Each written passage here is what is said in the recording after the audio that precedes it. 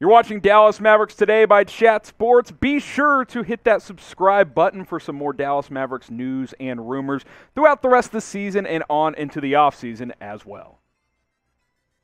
I'll start today's episode of Mavericks Today by taking a little bit look back at last night's game and talk about some of the main storylines coming out of it, including that of Maxi Kleber. What a win for the Mavericks, 107-99 over the Miami Heat, down 59-51 at the half.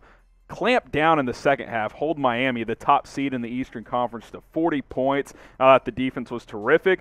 Luka Doncic goes 5 for 19, and you go into Miami's crib and beat them. That might be the one of the year, folks. This was a hell of a performance by the Dallas Mavericks. Jalen Brunson hit some big shots. Maxi Kleber probably had his best game of his season, if not of his career. He was awesome. This was a great win. This was a great win for Dallas. Getting back to 10 games above 500 at 34-24, playing really solid basketball heading into the All-Star break with one game to go. I'm fired up after this performance, and you know who I'm fired up about? That's Maxi Kleber for a couple of reasons, guys. He plays like this, 19 points, including a dagger 3 late, 3 of 8 from downtown, that 38% clip. That's right where he typically is, 37 to 40%. 5 blocks, grabs 6 rebounds. It's the first game of his career where he's had that many points, that many rebounds, that many blocks in the same game. What's so impressive about this performance, and this is kind of an underrated aspect of Kleber's game, his ability to guard pretty much every position. Now, super physical bigs like a Joel Embiid kind of works him, but Joel Embiid works everybody, right? His ability to switch and flat out just sometimes take on a challenge of guarding a Jimmy Butler, who's a shooting guard basically, that's impressive, guys. He clamped him down, put on the clamps of Jimmy Butler in crunch time, and like I mentioned, to have enough energy to knock in that 3 late was big as well. This is big moving forward, and it's really big because with Kristaps Porzingis no longer in the picture, he's like your second big with Dwight Powell that has to contribute. Powell and Kleber have to be solid contributors. Now, doesn't mean, they're going to replace Porzingis' production, but they got to be able to get a couple more rebounds here and there. You got to be able to have some of that rim protection that you lose with KP. The question is with Kleber, and really Powell too, but especially Kleber, who's mostly been coming off the bench, can he handle a bigger workload? Because, there's guys in the NBA, and I would put a Maxi Kleber in that category, where in their role, they're really good. 18 to 20 minutes a game, energy, defense, corner threes. Those are all things that Kleber does. But can he do it for 27 minutes one night? Can he give you 32 strong minutes on another night? That's the question, right? Because they're thin up front. They just are. I mean, that's how this roster currently sits, because we're not going to see Boban start playing 20 minutes a game. It's just not going to happen. Jason Kidd does not value him like a Rick Carlisle did. So I'll ask you guys, do you trust Maxi Kleber with a bigger role? You better. Type Y for yes, type in for no, and let us know what you guys think. Chuck Cooperstein, the radio voice of the Dallas Mavericks, tweeted this out, and I think this is pretty interesting. The Mavs opponent splits by half. Been pretty neutral all season, but in the last 10 games, opponents in the first half, almost 56 points per game, killing the Mavs from the field as well, including three-point range. Second half, though, just like in that Miami game, the clamps go on. 45 points a game, field goal percentage dives 5%, and then that three-point percentage, that's the key. If you can keep teams, 23 is an outrageous number, but like in the low 30s, you're doing well, because teams take a lot of threes these days. Coop also added this. Remember when the Mavericks were the gang that couldn't shoot straight? In their last 10 games, after their 18-41 game for three-point shooting against Miami, they're shooting 40% from 3, which is best in the NBA. So you're seeing some positive trends here, defending in crunch time, being able to knock down threes. I don't know if they're going to shoot 40% the rest of the season, but can they shoot 37%? Can the defense continue to play at the level it has, maybe more consistently throughout 4 quarters? If it can, I think this team still has a chance to make some noise in the playoffs this year.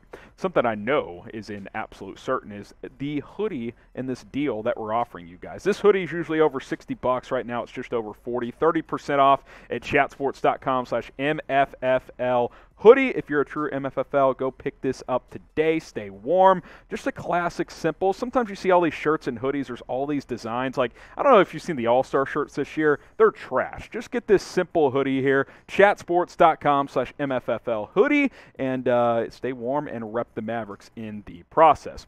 Talk a little bit more about last night's game, more specifically about Spencer Dinwiddie and Davis Bertans making their Mavericks debuts. Mixed results. I want to talk about Bertans first, though, because I think he had a performance that if you're getting something similar to this fairly frequently, I mean, this is all you want, man. 3 for 7 for 3, 42%, 12 points, 3 rebounds, had an assist, +9 in the plus-minus. Sure, he's not a good defender, but if he's hitting 3 of 7 threes consistently, yeah, baby, sign me up. Like, that's his role. Like, space the floor, knock down, catch and shoot threes. Sit in the corner, sit on the wing, catch and shoot, boom, you're good to go. If he's shooting 37+% from 3, I'm good. I think his percentages will go up in Dallas compared to what he was doing in Washington.